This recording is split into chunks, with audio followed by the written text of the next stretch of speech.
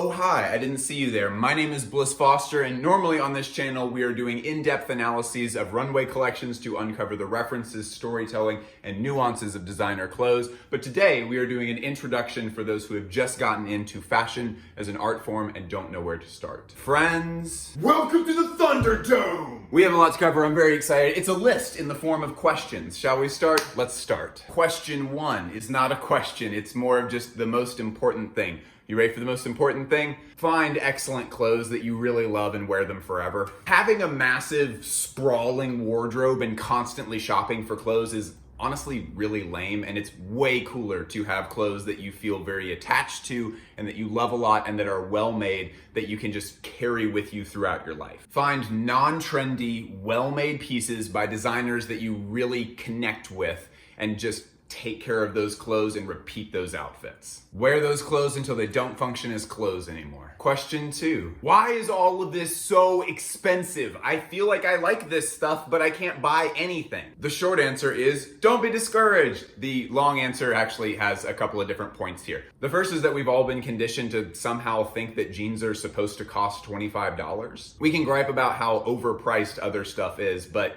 the reality is that you can't create $25 jeans without a massive amount of labor abuse. And I get it. People have different budgets. I have certainly been in a position where I did not have $25 to spend on a pair of jeans. But I don't think that different people's budgets should have anything to do with whether or not it is okay to abuse people in order to make cheap goods. Support that if you want, I guess. I can no longer do so personally. And if you already have bought that kind of stuff, I certainly had a period in my life where I was buying fast fashion things.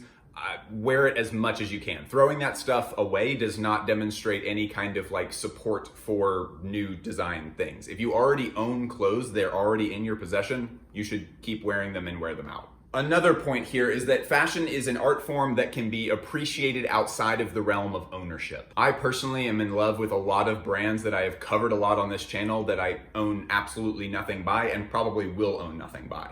When you go into a museum and you're looking at different pieces of art, you're never looking at those things with the thought of whether or not you personally would want to own them. You are appreciating them for their own artistic merit. It's the same way in fashion. You want to try to separate out your newfound love of fashion as an art form with shopping. I personally am obsessed with fashion, but I spend very little time doing any actual shopping. Plus, the easiest way to get burnt out on this stuff is to confuse your newfound love for this art form with an addiction to spending money, which is certainly rampant among fashion as a hobby.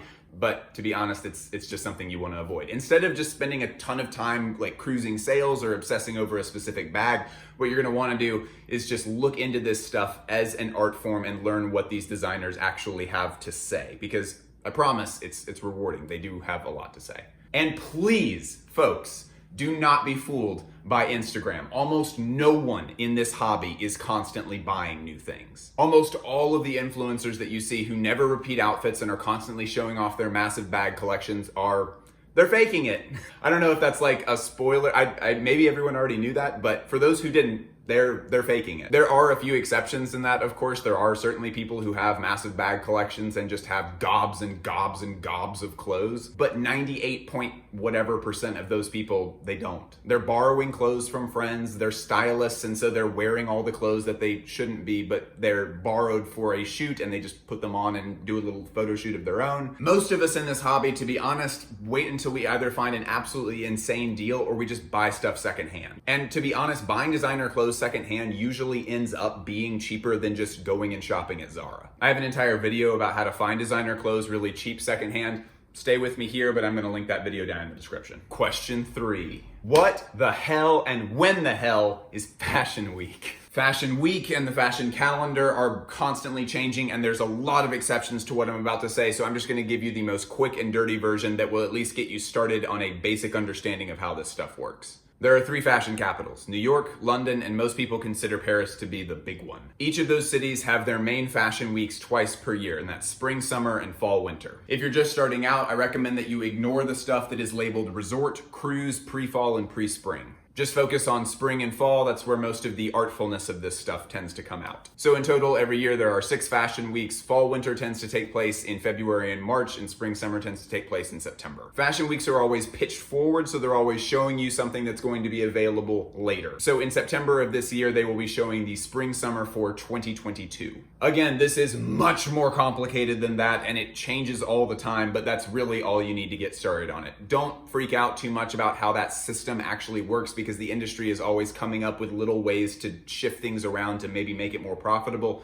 Really, keeping up with that stuff isn't going to get you a whole lot. Question number 4. Where should I be looking for new info? How am I supposed to keep up with this stuff? Here's the deal. Most fashion content and journalism is just advertisements. There's a few really good journalists out there like Andre Leon Talley and Vanessa Friedman and Hamish Bowles and Tim Blanks and Pamboy, but for the most part, when you open an article called like 6 hot tips for spring, they're just showing you products that they've been paid to show you. So I encourage you to strike out on your own. Download the Vogue Runway app and use YouTube a lot. The Vogue Runway app is only for iPhone, which is very silly. I have no idea why they did that, and I don't unfortunately know of a good alternative for Android users. So you might need to just look through the Vogue archive using your internet browser. Basically, every single runway show that you could possibly imagine, at least in the last 20 years, is on YouTube.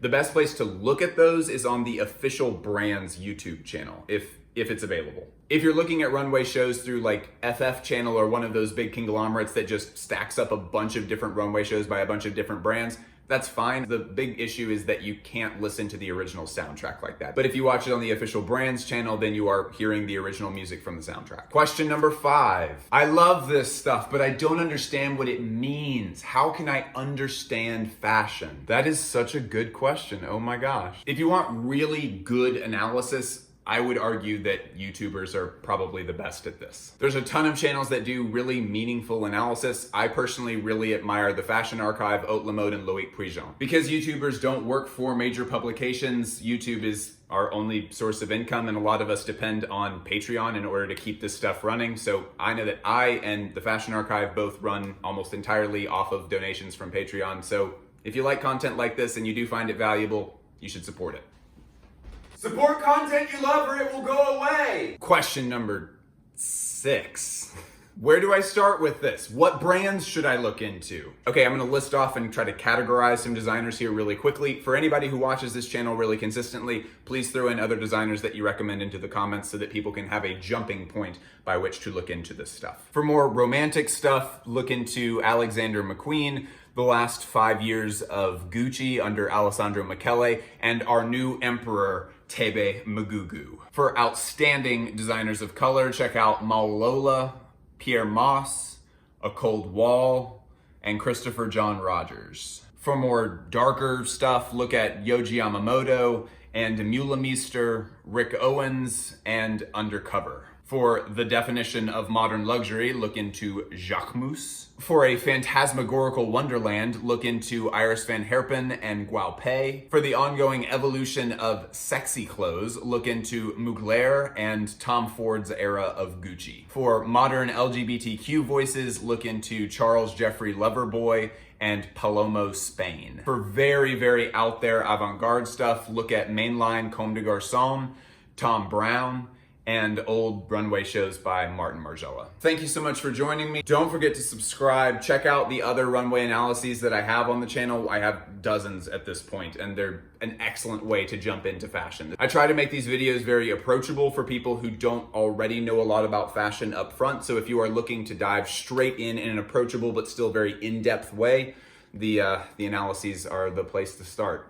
You're all the best. Go support me in the Fashion Archive on Patreon. Love you a lot. Talk to you later.